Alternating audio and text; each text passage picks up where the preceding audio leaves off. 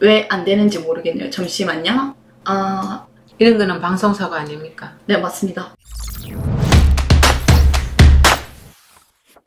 여러분들은 빚을 언제 처음 지셨나요? 춘희 아줌마는 언제 처음 빚을 져보신 것 같아요? 가게를 할 때, 가게를 확장할 때. 가게를 확장할 때 빚을 내봤는데 대출이죠. 그게 빚이라 하기에는 또 너무 속어 그쵸. 그냥 대출을 이용하는 건데 사실은 저 같은 경우에는 이 부모님들부터 또 주변 환경이 되는 게 빚을 내면은 죽는다. 뭐 빚을 내면 안 된다. 그리고 뭐 우리가 평범하게 사는 사람들이 옛날에는 은행 문턱이 너무나 높고 내 같은 사람이 갈 수 있는 거라고는 생각하지 않았던 곳이기도 해요.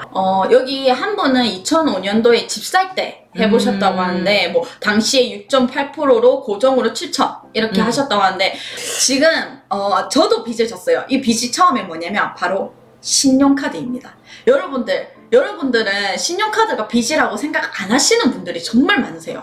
이거 무이자 할부며 뭐며 이렇게 얘기를 하는데 저희가 빚에 대해서 왜 이야기를 해야겠냐라고 처음 이야기가 들었던 게 EBS를 우연찮게 봤어요. 이 EBS에서 경제 대기획이라는 이런 주제를 타이틀을 가지고 빚에 대해서 3부에 걸쳐서 이야기를 나눠보았는데요. 거기서 물어봅니다. 여러분들은 빚을 언제 처음 져보신 것 같아요? 라는 말. 근데 어떤 분은 난 집 살 때 대부분 그러시죠? 집 살 때 뭐 할 때라고 얘기를 하시는데 딱 생각을 해보니까 어떤 한 분이 하시더라고요. 저는 신용카드인 것 같습니다. 그분들은 이제 학자분이신데 이제 이쪽 부분으로 좀 많이 있으신 분들이었는데 이야기를 들으면서 그렇구나. 신용카드도 사실은 빚이었구나. 근데 여러분 그거 아세요? 이 무이자라는 게 사실은 이 영업 방식의 하나라고 하는데요. 장사를 하기 위해 사실은 이 무이자 10개월이면 10개월만큼의 금액이 거기 물건 안에 들어있다고 합니다. 당연히 들어있죠. 뭐 아파트 무이자 뭐 무이자 그러는데 아마 이런데 조금 이통이 트인 사람들은 무이자라고 생각 안 합니다. 저도 무이자라고 생각 안 합니다.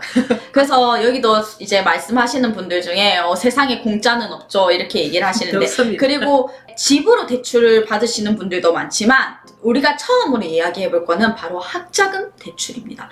이 학자금 대출이라는 게 정부에서 청년들에게 지원하기 위해서 마련된 제도라고 얘기를 하면서 이제 많이들 학자금 대출을 하도록 유도를 하고 있는데요. 영상에서는 이렇게 나옵니다. 대출을 얼마를 했었죠? 2,500만 원을 대출을 했었는데 내가 갚아야 되는 금액은 무려 4천만 원이었다. 이자가 1,500이 늘어난 거죠. 그래서 그거를 위해 가지고 10년? 10년이나 갚아 나가면서 이야기를 마지막에 하십니다. 저는 당분간은 빚을 못 낼 것 같아요 라고 이야기를 하시거든요. 근데 잠깐만요. 생각을 조금 바꿔야 되는 게 뭐냐면은 일반 가정에서는 대학 등록금이라는 게 상당히 큰 금액입니다. 내가 대학을 갔을 때 더 높은 연봉을 받는 직장을 구할 수도 있지만 빚을 내가 공부를 했을 경우에 그러는데 내가 그 빚을 내기 싫어서 대학을 가가 더 높은 연봉 받는 거를 택하지 못하고 대학을 가지 못하고 그냥 저소득층의 직업을 평생 가지고 사는 것보다는 내가 공부하는데 돈을 국가 정부로부터 지원을 받아가지고 내가 높은 연봉을 맞는 어떤 그 기술이라든지 여러 가지를 다 갖추고 난 뒤에 빨리 갖기가 쉽다는 거예요. 해도 연봉이 7천, 8천 되면 내가 1년에 얼마 정도 되면은 한 3년, 5년 만에도 충분히 갚을 수 있다는 거거든. 이거는 좋은 장점 사례만 얘기를 하는 거예요. 그런데 문제는 그거죠. 내가 이 대학을 나왔다고 해서 모두가 고소득에 있는 직업을 가지지 않는다는 점. 이런 건데요. 저는 그래서 이번에 이제 미국에서 시행되고 있는 하나의 프로그램인데요. 이게 정말 좋은 프로그램이라고 생각이 들어서 이게 한국에도 적용됐으면 좋겠다라고 생각이 들었었거든요. 그게 뭐냐면 바로 예를 들어서 A라는 친구가 있고 B라는 친구가 있어요. 그러면은 학교가 A한테 4,600만 원에 대한 학자금을 대출해주고 B라는 친구한테도 4,600만 원의 이자를 내줍니다. 그런데 이 학교에서는 어떻게 하냐? 이 학생들이 졸업을 하고 난 뒤에 6개월 뒤에 이행이 되는데요. 대출 이제 금액을 내야 되는 게 이행이 되는데 이때 A에게 자신의 소득에 대한 30%만 내라고 합니다. 그리고 좋죠. B에 대한 소득의 30%를 내라고 합니다.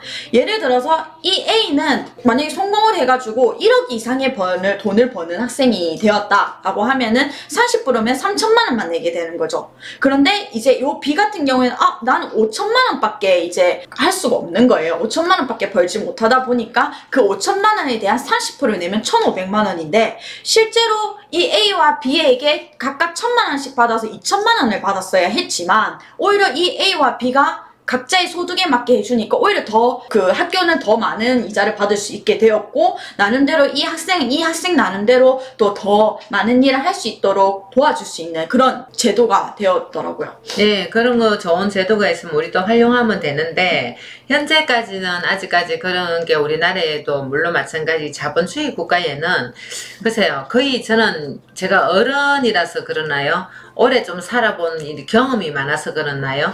저는 거의 불가능에 그냥 한 표를 던지는. 근데 그럴 수는 있는데 학교라는 작은 사회가 만약에 그렇게 한다면은 그거는 가능하다고 생각해요. 학교가 정말 좋은 이제 마음으로 이렇게 될 수도 있다는데 거기서 말하는 게 뭐였냐면 그 학교장이 하는 말이 이거였어요. 만약에 우리 학교에 빌 게이츠 같은 학생이 나타난다면 그러면 학교는 진짜 대박이 난 거잖아요. 하루에 얼마를 버는데.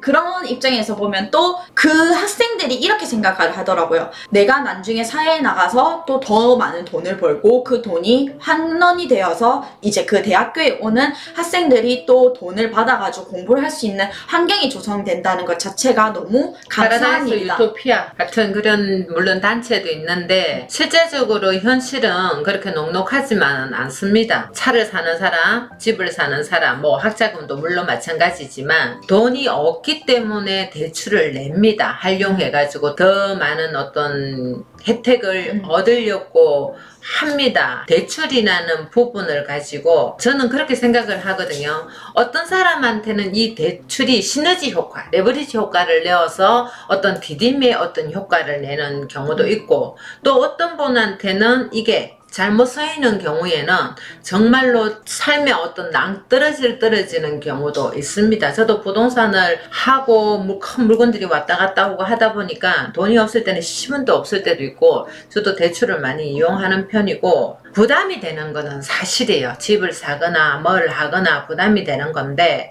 일반인들이 직장생활 하면서 장사를 했던 뭐를 했던 일반인들이 돈을 매덕을 한꺼번에 모아가지고 집 사기란 하늘의 별따기입니다. 부모님이 뭐 한모같이 살림 한모같이 툭 떼가지고 줘가지고 하지 않는 이상은 일반인들한테는 상당히 큰 높은 고지입니다. 근데 그거를 대출을 내가지고 또 좋은 게 저는 좋다고 생각하는 면이 더 많은 편이거든요. 내가 3억을 가지고 집을 당장에 못 사는데 1억을 가지고 2억을 대출 내가지고 일단 집을 사가지고 편안하게 살면서 물론 또 어떤 시대에 맞춰가 시세의 어떤 차익도 볼 수도 있는 부분이고 또 그게 돼가지고 내가 열심히 일해가지고 갚아 나가면서 또 내 집도 마련하는 거고 여러 가지 이점이 많았던 부분도 많았습니다.